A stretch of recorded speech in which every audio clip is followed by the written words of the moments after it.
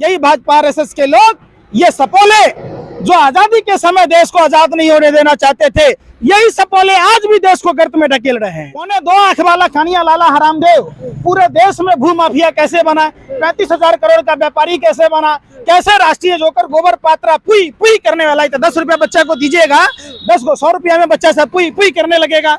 वो फर्जी डॉक्टर कैसे आईटीडीसी का चेयरमैन मड्डी वाले पूरे देश को गर्त में ढकेल दिया। लाठी लेके कहते थे पेप्सी कोका कोला विदेशी है, इन्हें भगाओ देश बचाओ। यही भाजपा आरएसएस के लोग जिनके बाप दादा गोरे अंग्रेजों की दलाली और मुखबरी करते थे, ये देशद्रोही लोग उस समय भी जब भारत में देश आजादी की लड़ाई लड़ी जा रही थी, हमारे पूर्वज हमारे स्वतंत्रता संग्राम सेनानियों ने जब अपना बलिदान दिया तब जाकर देश आजाद हुआ।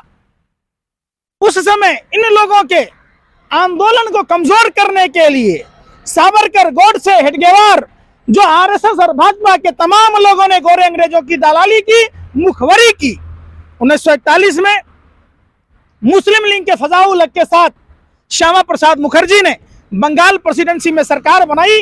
42 में श्यामा प्रसाद मुखर्जी देश का गद्दार, देशद्रोही, भारत छोड़ो आंदोलन कुचलने के लिए जब मूवमेंट चला तो ये देशद्रोही श्यामा प्रसाद मुखर्जी ने गोरे अंग्रेजों को चिट्ठी लिखा था और उसी के एवज में गोरे अंग्रेजों ने इन लोगों को गार्ड की नौकरी दी थी। 1943 में मुस्लिम लीग के गुलाम उसदतुल्लाह खां और जिन्ना के साथ मिलकर इन लोगों ने सिंध प्रांत में सरकार बनाई थी, द्विराष्ट्र के सिद्धांत को पारित किया था। आप सबको पता है, पूरे देश को पता है, पूरे विश्व को पता है, जो गोरे अंग्रेजों ने जो डिवाइड एंड रूल का पौधा रोपा था ताकि भारत को आजाद नहीं होने देना चाह रहे थे, उसी डिवाइड एंड रूल के पौधे में भाजपा आरएसएस के लोग डेली पानी डालते हैं, खाद डालते हैं, बीज डालते हैं ताकि ये भारत कमजोर हो जाए। ये देशद्रोही लोगों के लोग हैं। अगर आपने गाय को, भैंस को, बकरी को रूखा सूखा घास खिलाओगे तो वो बकरी अमृत जैसा दूध देगा, लेकिन वही अमृत जैसा दूध अगर आप सांप को पिलाओगे तो सांप जहर देगा। सांप अमृत जैसा दूध पीकर भी वो अमृत नहीं उगलेगा। यही भाजपा आरएसएस के लोग, ये सपोले जो आजादी के समय देश को आजाद नहीं होने देना चाहते थे, यही सपोले आज भी देश को गर्त में ढकेल रहे हैं। इनका तो कहते हैं कि सबका साथ, सबका विकास, सबका विश्वास जीतने की बात कहते हैं। आप कैसे कह रहे हैं कि वो बांटते हैं? सबका साथ, सबका विकास। कितना मिला है पैसा आपको भाजपा से? आप किस धर्म को मानती हैं? मैं भारतीय हूँ, मैं किसी धर्म विशेष को नहीं। संविधान को मानते? आपको संविधान की कसम। अडानी विश्व का 6ठा आदमी कैसे बना, आप हमें भी बता दीजिए, खुद भी जान जाते हैं आप। 2.25 वाला कानिया लाला हरामदेव पूरे देश में भू माफिया कैसे बना, 35,000 करोड़ का व्यापारी कैसे बना, कैसे राष्ट्रीय जोकर गोबर पात्रा पुई पुई करने वाला है। तो 10 रुपया बच्चा को दीजिएगा, 10 को 100 रुपया में बच्चा सब पुई पुई करने लगेगा। वो फर्जी डॉक्टर कैसे आईटीडीसी का चेयरमैन बना, कैसे ओएनजीसी में डायरेक्टर बना, बता दीजिए। कैसे जनरल वीके सिंह मंत्री बना, कैसे अन्ना हजारे कुंभकर्ण 6 महीना सोता था, ये दलाल 8 साल से सोया है, एक भी मुद्दे पर नहीं बोल रहा है। क्या आपको महंगाई नजर नहीं आ रही? क्या देश में आपको तमाम तरह की जो परिस्थितियां हैं क्या आपको नहीं दिखाई दे रही? आप कह रहे हैं सबका साथ, यही सबका साथ विकास है कि 400 का सिलेंडर 1000 के पार हो गया। अभी फिर से बढ़ने वाले हैं। आप पेट्रोल डीजल तो बढ़ी रहे, बढ़ने का तो सोच लीजिए। गब्बर सिंह का कोई नहीं था, शोले फिल्म देखा आपने? गब्बर सिंह का कोई नहीं था, फिर भी डकैती डालता था। तो आप सवाल उठता है कि डकैती डाल के करता क्या था? ठीक उसी तरीके से देश में मोदी गब्बर टैक्स, मोदी जी ने जो डकैती डालते, जब आप अखबार खोलिएगा, टीवी खोलिएगा तो पता नहीं कब कहां से लूट मचेगा। पहली बार ऐसी सरकार आई जो किताबों पर जीएसटी, आप बता लीजिए, खाने के बिस्किट पर कितना महंगा जीएसटी है, सोने के बिस्किट पर कितना है।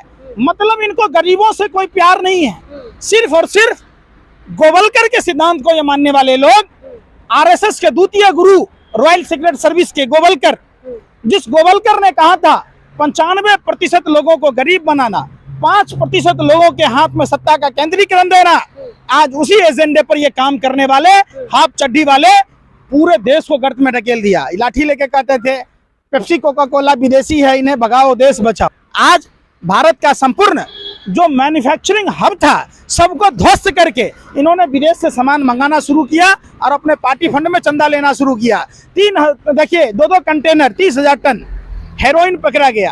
अडानी के पोर्ट पर कोई चर्चा नहीं हुई, तो वहां हनुमान चालीसा पढ़ के पकड़ लेते हैं किसका था।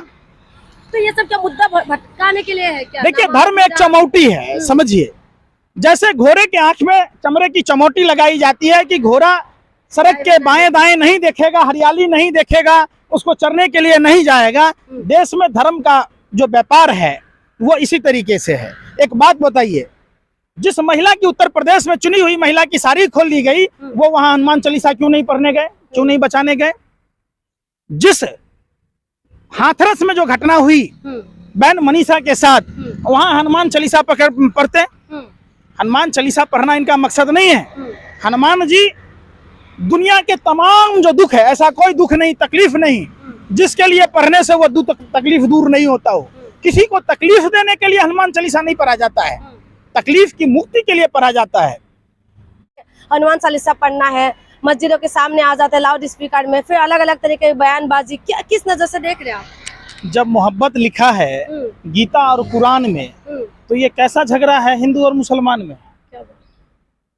ये आप जब रामायण की बात की, आज हनुमान जयंती है, हनुमान जयंती की आपके सभी दर्शकों और देशवासियों को हार्दिक शुभकामनाएं।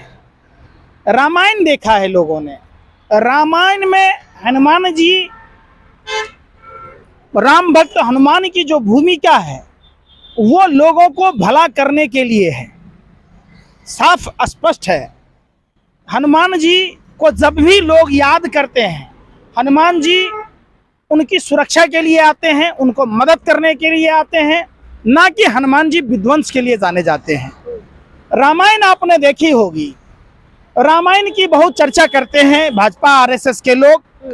ये भगवा वस्त्र आपने देखा होगा, रामचंद्र जी का राज्याभिषेक सुबह में होना था, रात्रि में वो अपने माता पिता से मिलने जाते हैं कि कई उनकी सौतेली माँ जो कौशल्या जी से भी ज्यादा मानती थी, लेकिन मंथरा के कहने से उन्होंने राम को जो सजा दी, रामचंद्र जी ने उसको सहस्र स्वीकार किया, चूंकि उनके पिता मौन थे।